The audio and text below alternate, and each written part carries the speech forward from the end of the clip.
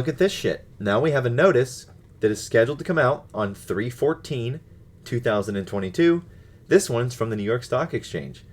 Notice of filing and immediate effectiveness of proposed rule change to amend sections 902.03 and 902.11 of the NYSE listed company manual to establish fees for the listing of rights. Check this shit out. So,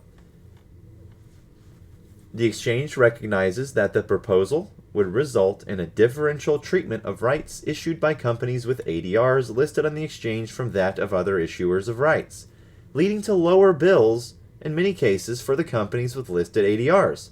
Lower bills, you say? However, the exchange notes that the companies with listed ADRs that represent multiple underlying shares or fractional shares face unique circumstances when deciding how to structure their rights. If those companies want to market their rights in both their home market and the United States, there are clear advantages to the company and its investors if the same security is issued in both markets. In particular, issuing the same security avoids pricing confusion and, by ensuring complete fungibility, facilitates the movement of rights between the two markets in aftermarket trading. As the ADRs would not be traded in the home market and might not be properly understood by investors there, it is clear why a company would make the decision to issue rights to purchase a single common share in both markets rather than issuing rights to purchase ADRs in the U.S. market and rights to purchase a single share in the home market.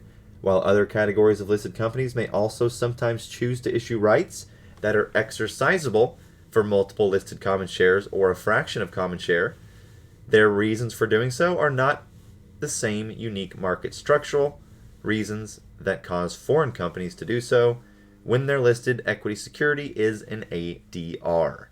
Consequently, while the proposal does result in a different treatment of foreign companies with listed ADRs in a very limited circumstance, the exchange believes that this proposed difference in treatment is not unfairly discriminatory.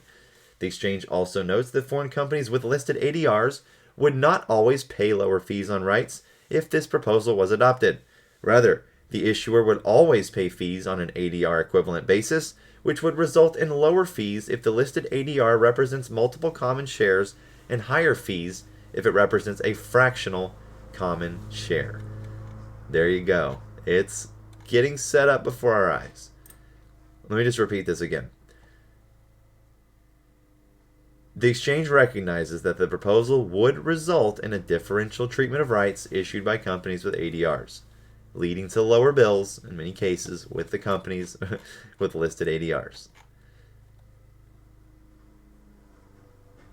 So, there you have it.